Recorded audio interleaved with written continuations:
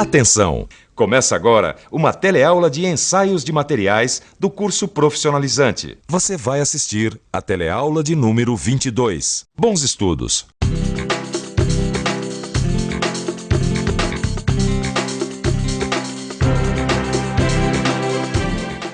Bom, Silva, agora eu tô super afiado nesse assunto de ultrassom. Ah, que bom, Caio. Então assim nós vamos poder ver como é feito o ensaio para valer. Se você não está assim tão afiado quanto o Caio, não se preocupe. Tudo que você tem a fazer é procurar a aula anterior no seu livro de estudos, a aula sobre ultrassom. Eu garanto que vai ficar tudo claro. É isso aí. Agora vamos ver como é que é feito mais esse ensaio não destrutivo. Hoje você vai estudar o ensaio por ultrassom. Mais do que isso, vai ver como esse ensaio é realizado. Vai aprender os parâmetros necessários para um ensaio bem feito e vai conhecer melhor o equipamento usado. É isso aí, Caio. Hoje nós vamos ver como é feito um dos ensaios mais usados na indústria hoje em dia. E como você sabe, o ensaio por ultrassom pode ser usado praticamente em todo tipo de peça e detecta as descontinuidades que estão na superfície da peça e também aquelas que estão em outros pontos da peça.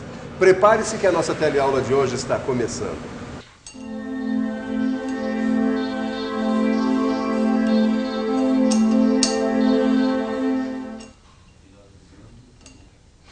Você continua lendo, hein, Neuza? O que é que tem de tão interessante aí, hein? Espero que você não esqueça que a gente ainda tem que consertar a suspensão do kart, né? Eu sei, Ed. Mas aqui tá muito interessante isso que eu tô lendo. Eu tô começando a entrar de cabeça no ensaio por ultrassom. Bom, mas a gente já não viu isso na teleaula passada? É, mas naquela teleaula eu só aprendi o que era o ultrassom. Agora eu vou ver como o ensaio é feito. Aliás, Ed, você devia se interessar por isso. Todo conhecimento nessa área é super importante pra gente. É, talvez você tenha razão, Neuza. O que é que você já viu do ensaio? Eu tô começando a ver, mas eu já saquei uma coisa muito importante. Eu tô começando a entender como o ultrassom detecta as descontinuidades. Existem 4 técnicas para isso, você sabia? Então vamos a elas, vamos conhecer as técnicas de ensaio. Olha aí, Edgar. A primeira técnica é a da transparência. Olha só esse esquema. Tá vendo? A peça a ser examinada tem um transdutor de cada lado. Um emite o ultrassom e o outro recebe. Se não houver descontinuidades, o receptor vai captar aproximadamente 100% de tudo que for emitido. Se houver descontinuidades, apenas uma parte do que foi emitido vai ser recebida do outro lado. Essa é uma técnica que é usada quando são necessários ensaios em grandes quantidades com processos automáticos. Isso porque é difícil manipular e deixar alinhadinhos os 2 transdutores. Assim, é mais vantajoso usar essa técnica em processos automatizados. Olha aí, o Eduardo está preparando o equipamento para fazer um ensaio usando a técnica do pulso eco. Nessa técnica, são usados transdutores do tipo monocristal. Quer dizer, são transdutores que têm apenas um cristal piezoelétrico que é responsável pela emissão do ultrassom e também por sua recepção. Olha só, o ultrassom vai passando pela peça. Quando encontra uma descontinuidade, ele é refletido e não alcança a parede de fundo da peça, sendo refletido de volta para o cristal do transdutor antes do tempo esperado. Para fazer esse ensaio, o transdutor trabalha com ondas ultrassônicas pulsantes. Ou seja, ele emite ondas ultrassônicas em espaços regulares de tempo. A técnica do pulso eco é muito simples de ser executada, mas ela apresenta uma desvantagem. Olha, vamos aproveitar que o Clóvis está aqui e ele é especialista em ensaios com ultrassom e perguntar para ele que desvantagem essa técnica apresenta. A desvantagem dessa técnica é que ela possui uma zona morta relativamente grande. E com isso, algumas descontinuidades que ficam próximas do transdutor podem não ser percebidas.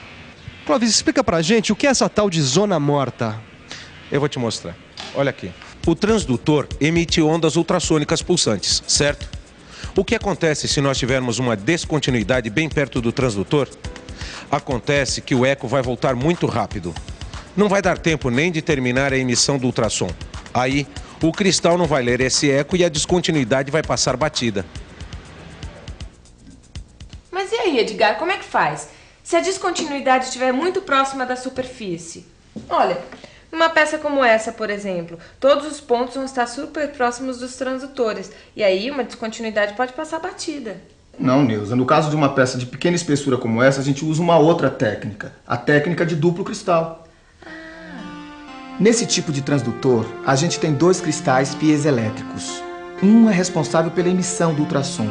O outro é responsável pela recepção do ultrassom, que já atravessou a peça. Com 2 cristais, a zona morta continua existindo, mas ela é bem menor. Tanto é que essa técnica é usada para medir espessura de peças finas como essa, e assim localizar descontinuidades subsuperficiais, ou seja, que estão mais próximas à superfície da peça. Para quem não estava interessado no assunto, você estudou muito, hein, Ed? Agora eu quero ver se você está afiado mesmo. Olha aqui. No caso de uma peça como essa. Sim, porque todos os transdutores que a gente viu, eles têm superfícies planas, certo?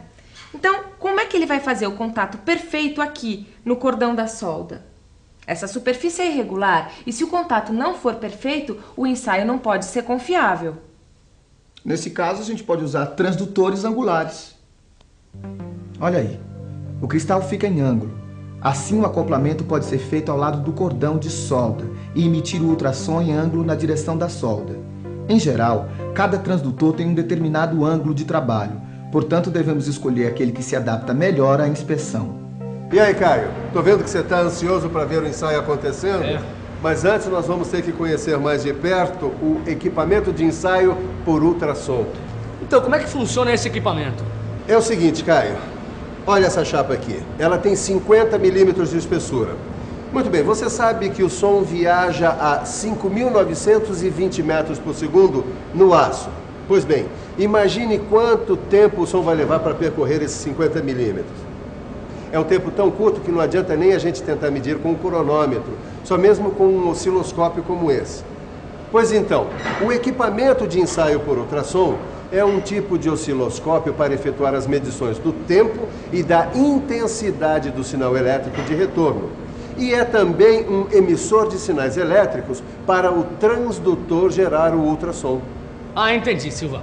Se essa chapa aqui estiver perfeita, sem descontinuidades, o ultrassom vai levar um tempo X para retornar. Se ela tiver alguma descontinuidade, esse tempo vai ser menor. Agora, o que eu não entendi é o que a intensidade do sinal elétrico de retorno nos mostra. Bom, Caio, a intensidade do sinal elétrico de retorno do ultrassom é importante porque é ela que vai mostrar se o ultrassom bateu em uma descontinuidade pequena ou grande. Vamos dar uma olhada aqui na tela. Na vertical, vemos a intensidade do sinal elétrico de saída e de retorno, que podemos ajustar nesse botão. Na horizontal, através da medida do tempo entre a emissão e a recepção, temos a distância percorrida, que podemos ajustar nesse outro botão aqui. Repare nos valores. Estou reparando, Silva, e daí? E daí que a gente não lê os valores diretamente. Antes é necessário ajustar as escalas. Através de padrões, quer dizer, com dimensões conhecidas, a gente ajusta os picos aqui na tela, transformando esses números em valores conhecidos. E esses outros em porcentagem da tela. Por exemplo, aqui o eco de saída é 100% maior que a tela. E já aqui o eco de retorno é 100% da tela, formando as referências necessárias para a gente usar. Os padrões para os ensaios são determinados por normas e seguidos pela engenharia de fábrica. Mas como a gente faz para ajustar os equipamentos aos padrões determinados? Vamos imaginar que a engenharia determina que descontinuidades de até 1,5 milímetro de diâmetro, por exemplo, não são defeitos. E aí, como a gente faz para ajustar o equipamento ao padrão? Primeiro, a gente precisa passar por uma etapa muito importante chamada calibração. Olha, vamos dar uma olhada no ensaio e ver como a calibração é feita.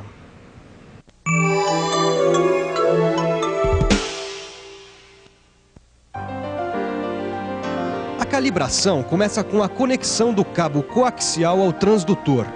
Nesse caso, a gente está trabalhando com um transdutor normal com a técnica de pulso-eco, lembra dela? O operador seleciona a função para transdutor monocristal por pulso-eco. Esse aparelho registra na tela os picos ultrassônicos de saída e de retorno.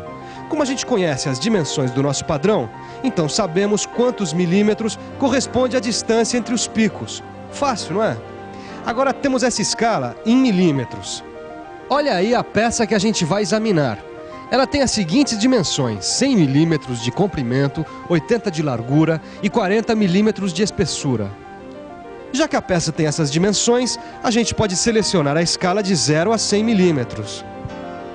A nossa tela tem 10 divisões. Portanto, cada divisão vai corresponder a 10 milímetros da escala, lembra? A gente selecionou a escala que vai de 0 a 100 milímetros. Como são 10 divisões na tela, cada uma corresponde a 10 milímetros. Agora, a gente vai precisar da ajuda de um bloco padrão. É um bloco feito do mesmo material da peça que a gente vai examinar. Esse bloco tem 25 milímetros de espessura. Como a nossa escala é de 100 milímetros e o bloco padrão tem 25 milímetros, isso quer dizer que a nossa tela vai mostrar 4 pulsos. Basta dividir 100 por 25. Aí estão eles. Pronto. O nosso equipamento já está ajustado para fazer ensaios em peças com até 100 milímetros de espessura. E aí, tá pronto o equipamento para examinar a peça, Silva? Quase, Caio. Só falta ajustar a sensibilidade de resposta. Calma que isso não é nenhum bicho de 7 cabeças. Olha só, quanto mais longe do cabeçote estiver a descontinuidade, mais fraco vai ser o sinal de retorno do ultrassom. Vamos fazer uma experiência para entender isso melhor. Olha só, vamos dizer que o meu pé é o cristal piezoelétrico, que a bola é uma onda de ultrassom e que aquele tapume ali é uma descontinuidade no meio da peça. Agora dá uma olhada. E aí, deu para você perceber? Quando o ultrassom bate na descontinuidade, ele é refletido e volta na direção do cristal emissor. A mesma coisa que aconteceu com a bola, voltando para mim depois de bater no tapume. Agora, olha só uma outra coisa. O pessoal pode afastar.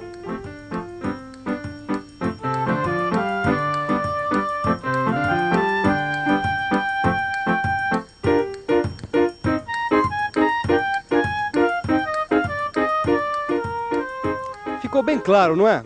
Eu chutei a bola com a mesma força, mas como o tapume está mais longe, a bola retornou para uma posição mais distante do que da outra vez, quando o tapume estava mais próximo.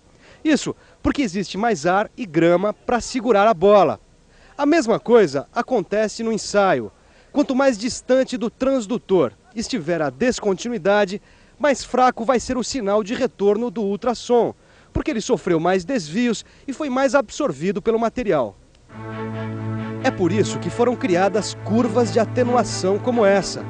Elas mostram que os picos de retorno diminuem em função da distância das descontinuidades em relação aos transdutores.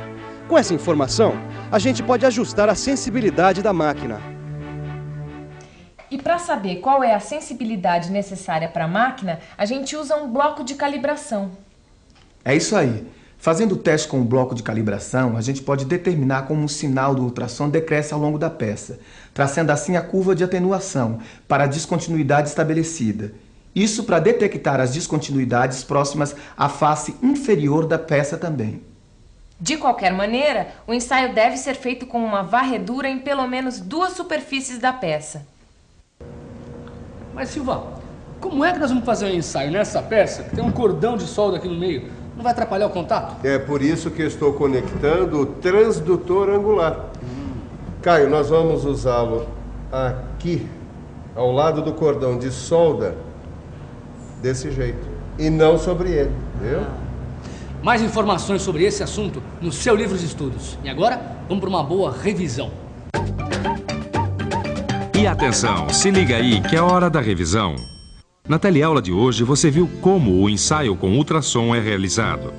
Você aprendeu que existem 4 técnicas que podem ser usadas, dependendo do tipo de peça e do tipo de descontinuidade a ser detectada.